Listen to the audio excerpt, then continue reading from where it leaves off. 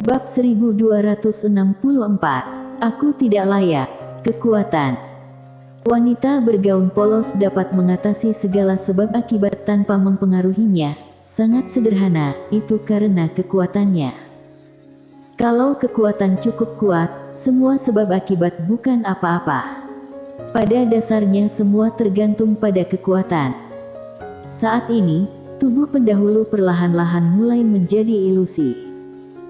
Mileye melihat ke arah pendahulu tersenyum tipis. Awalnya, aku memang sedikit tidak rela, tapi setelah melihatmu, aku tiba-tiba mengerti banyak hal. Bagaimanapun, hiduplah dengan baik. Setelah mengatakan itu, tubuhnya benar-benar menghilang. Kakak dan yang lainnya segera berlari ke sana. Pendahulu tersenyum tipis, hiduplah dengan baik. Hanya dengan masih memiliki nyawa baru bisa melakukan lebih banyak hal. Setelah mengatakan itu, dia kembali melihat ke arah Mileye, tersenyum dan berkata, kita bertemu bukan karena sebab yang baik, tapi hasilnya baik. Aku menjebakmu, itu salahku, anggap saja ruang buku dan menara kecil itu sebagai kompensasinya. Kita berdua impas, bagaimana menurutmu? Mileye berpikir sejenak, kemudian mengangguk, baiklah. Pendahulu tersenyum tipis, tidak ada pikiran lain, perlakukan mereka baik-baik. Selamat tinggal.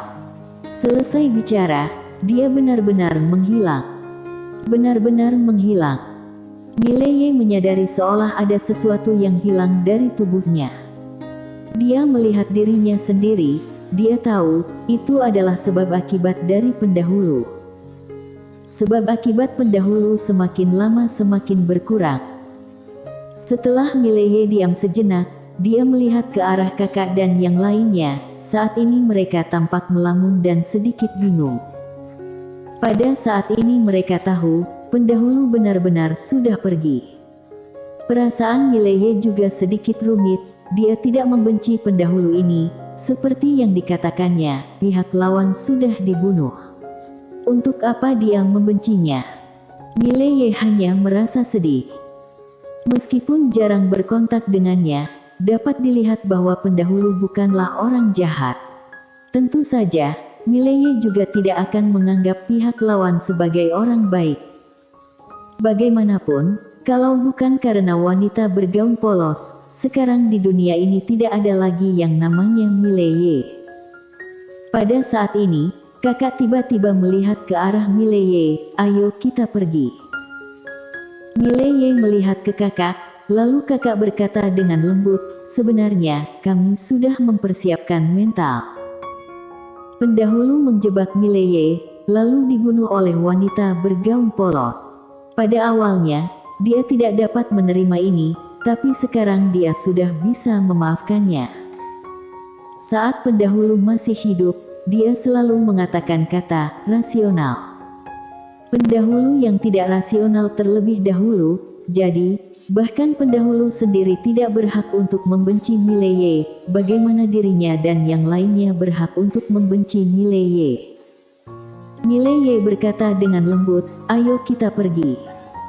Kakak mengangguk, kemudian dia kembali ke menara penjara alam dengan membawa semua aturan Tao. Saat Mileye hendak pergi, kakak tiba-tiba berkata, apakah kamu pernah berpikir kalau tuan yang tinggal di sini adalah sepotong jiwa? Mileye tersenyum dan berkata, apakah kamu ingin mengatakan bahwa tadi aku sangat berbahaya karena kalian mungkin akan membantu pendahulu untuk mengambil alih diriku, benar tidak? Kakak menjawab, ya. Mileye berpikir sejenak, lalu berkata, kakak, apakah kamu berani? Setelah mengatakan itu, dia tersenyum, lalu berjalan keluar. Kakak diam. Apakah dirinya berani? Dia tidak berani. Apakah pendahulu berani? Jangankan sepotong jiwa, bahkan pendahulu yang masih hidup pun tidak berani. Mileye tidak langsung meninggalkan dunia Tao, melainkan menemukan beberapa orang keturunan pendahulu. Mereka semua tinggal di kota kecil, yaitu kota Gu, kota yang sangat kecil dengan jumlah penduduk kurang dari 100.000 orang. Orang-orang keturunan pendahulu bersembunyi di sana. Mileye datang ke depan sebuah rumah lama berdasarkan pesan yang diberikan pendahulu. Dia mengetuk pintu dengan pelan, lalu pintu tiba-tiba terbuka. Seorang senior berbadan bungkuk melihat Mileye sekilas. "Siapa kamu?" Mileye membuka telapak tangannya, dan menara penjara alam muncul di tangannya. Ketika melihat menara penjara alam, senior berbadan bungkuk itu terkejut. Dalam sekejap, dia bergumam, Kepala keluarga muda." Setelah mengatakan itu, dia perlahan-lahan berlutut. Mileye membantu senior berbadan bungkuk itu berdiri. "Mari kita bicarakan di dalam." Senior berbadan bungkuk itu bergegas mengangguk. "Ya, baiklah." Setelah mengatakan itu, dia membawa Mileye ke dalam rumah. Ketika mereka berjalan menuju ruang tamu, Mileye tiba-tiba berbalik. Tidak jauh dari sana, ada seorang gadis berusia 10 tahun. Gadis itu memakai gaun biru muda. Dia duduk di bangku batu sambil membaca dengan sangat serius. Mileye hendak menarik pandangannya, tapi gadis itu tiba-tiba melihat ke arahnya. Mata gadis itu sangat tenang, tenangnya agak sedikit tidak normal. Mileye melirik gadis itu sekilas, lalu menarik pandangannya, kemudian dia dan senior berbadan bungkuk masuk ke ruang tamu. Setelah masuk ke ruang tamu, senior berbadan bungkuk menyambut Mileye dengan hormat, lalu bergumam, "Kepala keluarga muda, kamu." Mileye tiba-tiba berkata, "Tidak perlu terlalu sungkan." Senior berbadan bungkuk mengangguk. Ketika dia hendak bicara, Mileye tiba-tiba bertanya, "Orang dari keluarga kalian masih berapa banyak?" Senior berbadan bungkuk berkata dengan nada berat, "Masih ada 360 orang." 360 orang.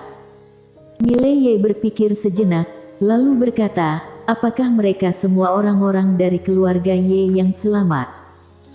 Senior berbadan bungkuk menggelengkan kepala. Saat itu, hanya beberapa puluh orang yang selamat. Mendengar ini, Mileye akhirnya mengerti. Jumlah sekarang adalah hasil perkembangan belakangan. Senior berbadan bungkuk tiba-tiba bersorak, "Kepala keluarga muda sudah kembali, keluarga Y kita akan kembali lagi ke dunia." Mileye menggelengkan kepalanya. "Situasi Tao masa kini masih rumit, jadi kalian masih perlu menyembunyikan diri di sini." Senior berbadan bungkuk itu ragu-ragu sejenak, lalu mengangguk, "Ya juga."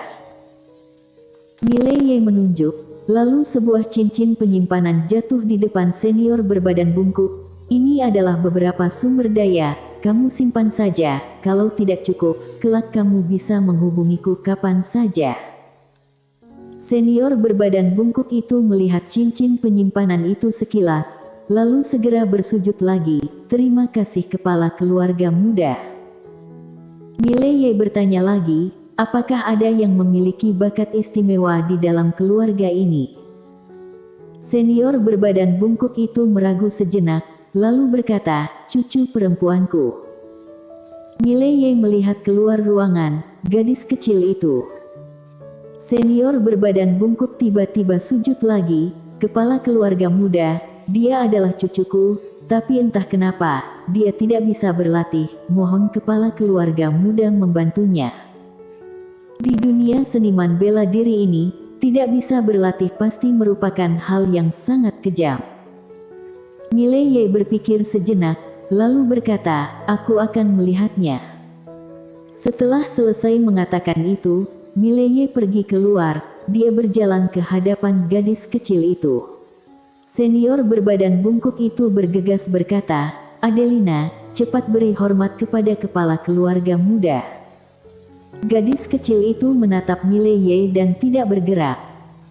Senior berbadan bungkuk itu agak panik dan ingin mengatakan sesuatu, tapi Mileye tiba-tiba berkata, "Kamu mundur dulu, aku akan berbicara sendiri dengannya." Senior berbadan bungkuk itu ragu-ragu sejenak, lalu memberi hormat. Dia tidak berani melanggar perintah Mileye. Setelah senior berbadan bungkuk itu pergi, Mileye melihat ke gadis kecil itu dan tersenyum, "Namamu Adelina Ye." Gadis kecil itu menatap Mileye dan berkata, "Faktor kutukan." Saat mendengar itu, raut wajah Mileye berubah drastis. Apa-apaan ini? Apakah gadis kecil ini mampu melihat faktor kutukan pada diri Mileye? Harus diakui Mileye benar-benar terkejut. Apakah dirinya akan bertemu lagi dengan seseorang yang memiliki kekuatan luar biasa? Gadis kecil itu tiba-tiba menarik kembali pandangannya dan lanjut membaca buku. Mileye melirik gadis kecil itu sejenak, lalu berkata, "Siapa kamu?"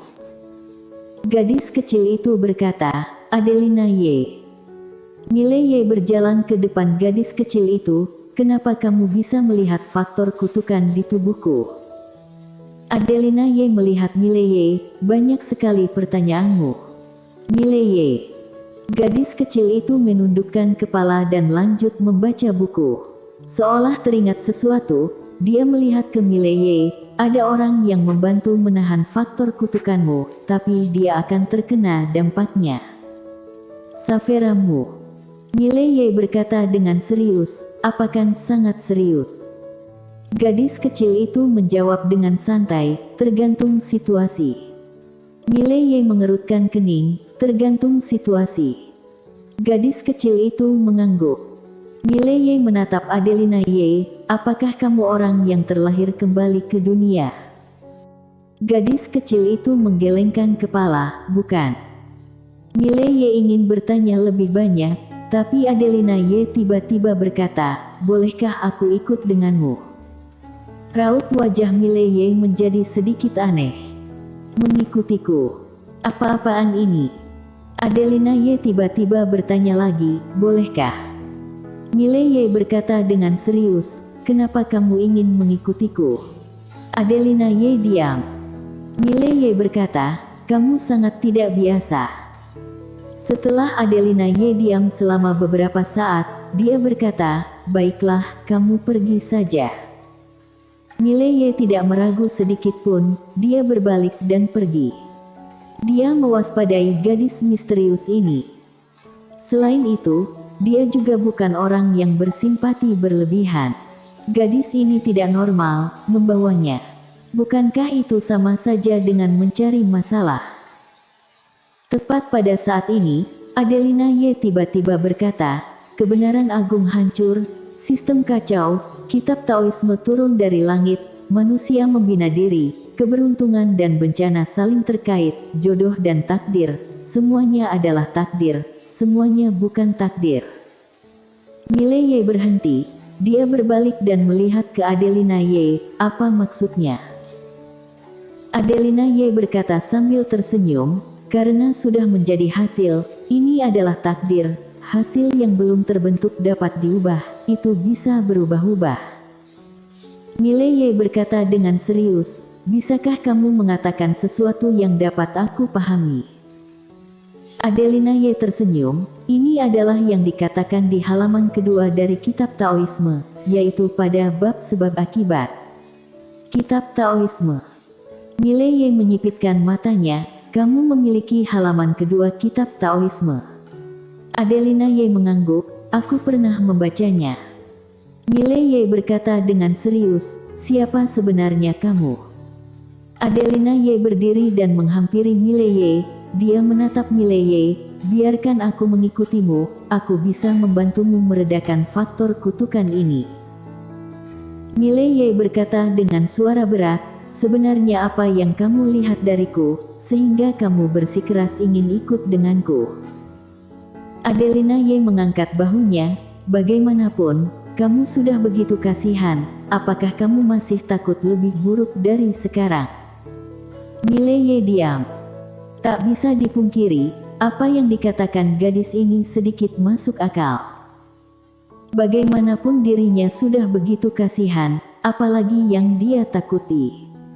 Mileye menatap Adelina Ye, "Kamu mengikutiku, keuntungan apa yang akan aku dapatkan?" Adelina Ye mengangguk, "Ada." Aku bisa membantumu untuk mencapai escape pertama yang sebenarnya. Mile Ye bingung, kenapa kamu mau mengikutiku? Adelina Ye berpikir sejenak, lalu berkata, untuk melihat halaman lain dari kitab Taoisme di dalam ruang bukumu. Tentu saja, setelah kamu menunjukkan kitab Taoisme, aku juga akan memperlihatkan halaman kitab Taoismeku. Bagaimana menurutmu? Mile Ye diam. Pihak lawan mau melihat halaman lain dari kitab Taoisme. Mile Ye berpikir sejenak, lalu berkata, apakah kamu benar-benar bisa membantumu untuk mencapai escape pertama? Adelina Ye mengangguk, bisa. Mile Ye hendak menjawab, tiba-tiba senior berbadan bungkuk datang. Dia melihat Mile Ye sekilas, lalu ragu-ragu, kepala keluarga muda, apakah Anda bisa menerima cucuku sebagai muridmu? Mile Ye melihat Adelina Ye, lalu menggelengkan kepala, tidak, aku tidak layak. Senior berbadan bungkuk, bersambung.